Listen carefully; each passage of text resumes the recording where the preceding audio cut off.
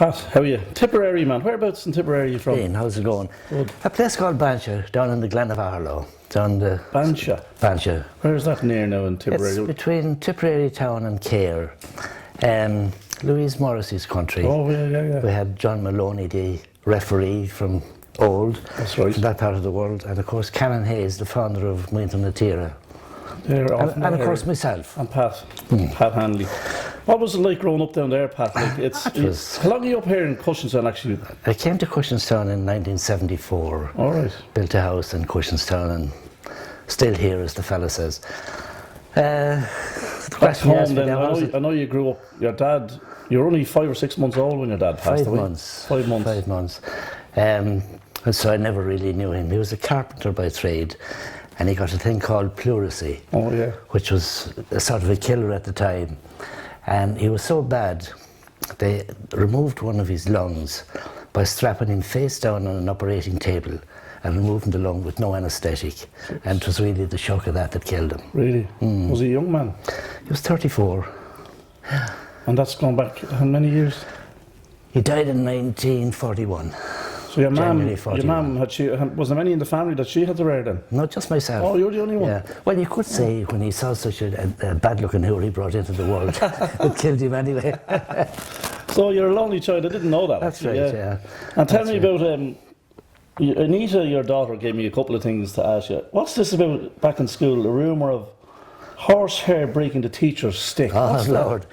That was in the national school, and it was rumoured at the time that if you got the hair of a horse's tail and wrapped it around your hand, it would break the stick when you get a slap. Oh, yeah.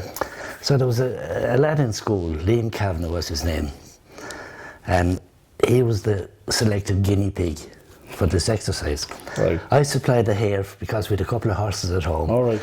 And Liam was going around all day with his hair around his hand and couldn't get a slap, no matter what he did. So it was about 5 minutes to go to quitting time in the evening, 3 o'clock or whatever it was. He stands up on the desk and he goes, "Yoo-hoo! Kavanagh, come here." And the teacher bet the big chases out of him and the stick never broke. That's right. I wonder who the man was that started that rumour. I don't know, but it's only a rumour. It wouldn't happen anyway. Oh, no. And tell us, did you do secondary school down there? Did you? Yeah, I went to secondary school in Tipperary. Was it college and then? Is that what you? Christian Brothers. Right. Yeah. And what was your first job when you left school? When I left school, I worked at home on the farm, of course, for 2 years. Yeah. And then went into the Air Corp in 1958 as an apprentice mechanic. All right. So who would have been around the area then to not look after your man, but to? Well, I had 2 uncles living down there, and I had an aunt as well. Yeah. And we had a farm, 100 acres of All right. land down in Tipperary. Yeah. And tell me this, the Black and Tans came to visit. The Black and Tans came to visit. What did they do to the family home? Well, I had an uncle in the IRA. Right. And one Saturday morning he was going out. Now, but before that, there was a man called Dan Breen. And Yes. Dan used to stay in our house periodically when he was on the run. And he stayed one Saturday night, right? And the following morning, Sunday morning, he went up and he shot 2 tans coming out of 9 o'clock mass in Bansha. And as a result of that, the tans went to a house back in the Glen of Aherlow the following Thursday, and they shot 3 O'Dwyer brothers in front of their mother by putting the muzzle of the gun into their mouths and blew the heads off them. Jeez. That was on the Thursday. The following Saturday, Jack, my uncle, was going out to the creamery and he met the tans coming in. We lived a mile off the road, in the fields. Yeah. So they came in anyway, and they gave the folks at home an hour to clear out whatever they could from the house, right? Then they planted 2 landmines, blew the house up. But one of the landmines exploded, the second one didn't. Right. And in fact, that landmine was at home for years. The explosive was taken out of it, and it was there, just the casing of it. For years? For years. So they blew the house up altogether, did they? They blew it up altogether, yeah. And then in 1924, after the treaty, a new house was built, compliments of the British government. They built it for you? They built it, yeah. Well, they supplied the finances to do it. Right. That's right. That's going back an awful long time. It's going back a little bit now. You've a great memory. And you never touched the drink at all. You're a pioneer, are you? Yeah. All your life? Never drank. What did you study in college? Did you study engineering, were you saying? No, well, in the Air Corp. Oh, the Air Corp, yeah. It was engineering. 2-year apprenticeship, and we had about 50 exams in that 2 years. Oh. And if your average was below a certain figure, I think it was 65 or 70%, you were let go. Right. So got through that, and then worked on the aircraft themselves as a mechanic for another 3 years. And then flew in different airplanes in the Air Corps, Spitfires and that sort of thing, yeah. And then left the Air Corps in 1963, went to British Airways at Heathrow, worked as a mechanic there on engine overhaul on the Comet. And then back to Aer Lingus in 65, I think. Yeah, 65. Yeah. And then you made your way up to Cushenstown. Made the way to Cushenstown. Before that, did you play hurling down there in Tip when you were young? Sure. Did you? We played hurling. What was the local team down there? The local team was called the Galtee Rovers. The Galtee Rovers. Yeah, that's right. It was mainly hurling. There was a little bit of football, but not much. Yeah. But we used to play full games on the road, in fact, at times, even though there was a pitch. But we lived just off the main Limerick Waterford Road, and a car would come every half an hour. We used to play full matches on the road. That's right. You get arrested if you done it now. Oh, we wouldn't be able to do it now with traffic, but anyway. Before we started the interview, you were on the phone there to a man called Johnny Lee that used to work. He's from Clontarf, I think. Johnny Lee, yeah. He's a man in his 80s now. That's right. That's right. Jerry knows him. He's a friend of his. Cameraman, yeah. And Johnny was a pilot in the Air Corps, and I remember on one occasion he crash landed. He didn't actually write the airplane off. He crash landed a Chipmunk on the golf course at Newlands Cross after engine failure. What year was that? That was 1959, I believe. Jeez. So moving on then to, did you say 74 you came to? 74, yeah. Cushenstown. Yeah. And you met Breda? Or did you meet her before that? I met her before that. We lived in Dublin for 5 years, from 68 to, 68 to 74. Right. That's what, 6 years. Yeah. And did you just marry between that before coming out to Cushenstown? Oh yeah, got married in 68. 68. And lived in Glasnevin for 6 years. The Air Corps, you were in the Air Corps for an awful long time, and you only retired. No, I only did 5 years. Oh, did you in the Air Corps? Yeah. Or do you work then with Aer Lingus? And I worked at British Airways, then in London, and then Aer Lingus. And left Aer Lingus in 93. I did consultancy work worldwide then until 5 years ago. So what year did you open the shop up? You had a little... Oh, geez, the shop. Well, the shop, sweet shop and...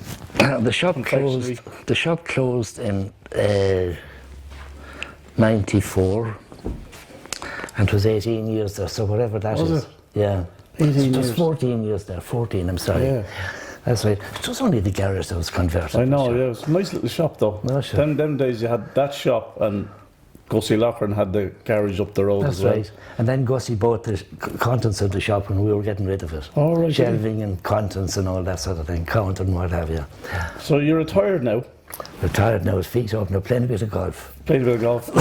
That's what it is. Around to support Curraha and all the football. Ah, yes, you'd have to. Oh, you have to. Do you have any mottos in life, Pat, or do you just... Not particularly go on from day to day, I don't really. Take every day as it comes? Yeah, absolutely. What about afterlife? Do you believe in the afterlife?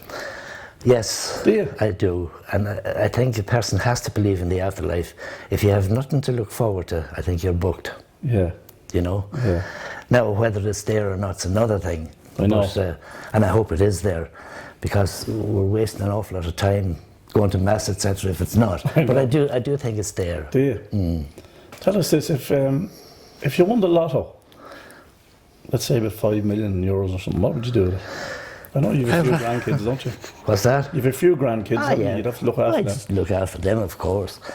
I don't think I'd do anything wild. Nothing much different. I've seen most of the world at this stage, to be honest with you. There's not that many more places to see. I don't think I'd do anything really. What about a proud moment in your life?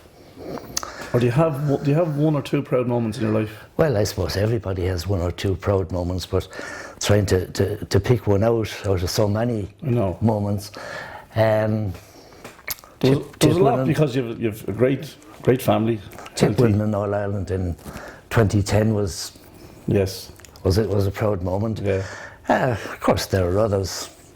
Lots of things, getting your first car, getting married, getting your first house, all these sort of things. What was your first car, actually? My first car was a Triumph Herald. Triumph Herald? Triumph Herald. Bought second hand for £350. Gee. When was that? Oh my God, I'll tell you when it was now, it was 1965. That's right. Do you remember what your second car was? I do. Do you? An Austin Mini. Oh God. Yeah. Registration number RZI 40. Did you buy that off a local Black and Tan, or did you? No, it was only a year old. Was it? Traded the Triumph Herald in against it, yeah, that's right. Does anything make you angry, or what makes you angry, Pat? Or do you, politicians. I wouldn't think Politicians make me angry, but apart from that, there's very little else. Yeah, you're easy going, I'd say. Yeah. You don't get angry too easy. Not really. No. What about the best tip hurler that you've ever seen?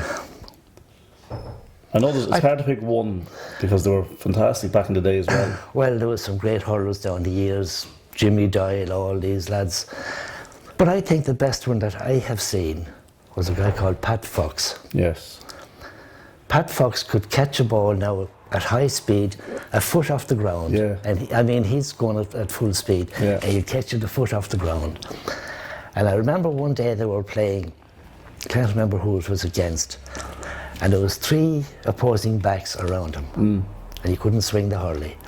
And he dropped the ball on the ground, and as it hit the ground, he buried it in the top corner of the net. Now that was pure skill. I had the pleasure of meeting him a few times, actually. Is that right? He's a regular race goer over to Aintree. Is that right? He's a mechanic. Is he? Right. Yeah, down in Capawhite or Very nice man. Very nice man. What about the best Curragh footballer you've seen down through the years? Oh my God. You've been supporting him a long time. Yeah, but there was some great ones. I know it's very, very hard to pick out one, but Pat Kyle, I think, was fairly handy. He's got a couple of mentions, all right. Has he? Yeah, he has. Pat Kyle. He was a hardy enough boy, wasn't he? He was a tough Gagan. But anyway, the Curtin team have a few nice players, mind you. Yeah. There were some good ones down the years. John McDermott, when he was with them, yes. Of course he wasn't with them for that long. No. He was handy enough. He was poached over to screen. He was indeed. Have you any other stories to tell us, either in the Aer Corp or back home, before we go on to our last section? The Aer Corp was an enjoyable place. Was it? In the secondary school, it was Christian Brothers. Yeah. And you had brothers and you had lay teachers there. But there was one brother in particular, a man called O'Donnell. He was a Kerry man. And he was fond of the liquor. Right. And we had him for maths and Latin, which were 2 horrible subjects. Yeah. And if you didn't play hurling, you were in serious trouble, right? Consequently, most of the lads played hurling. But he'd come in on a Monday morning now especially, and his face would be about 2 feet long from a feed of drink the night before. And the first thing he'd say was, out to the line now, lads. And everybody had to get out of their seats and stand around the periphery of the room. And he'd ask the first guy a question.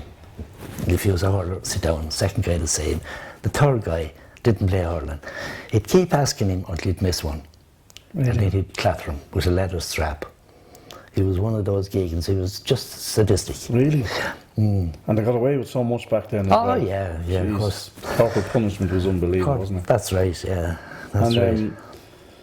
We're going to finish off, Pat, by giving you 10 names, and I want you to try and give me one word that you think that describes, 1 or 2 words that describes the And they have to be reasonable words, have they? Well, we don't care, Pat. It doesn't really matter here. We're all amongst friends. Right. So we start off with Liam Sheedy. Liam Sheedy, great guy. DJ Carey. Great hurler in his day. Great hurler, great handballer, great golfer. Yeah. Bertie Ahern. I prefer not to comment because it wouldn't be too favourable. Ruby Walsh. Ruby Walsh, top class jockey. Enda Kenny. Same as the previous, or the second last item.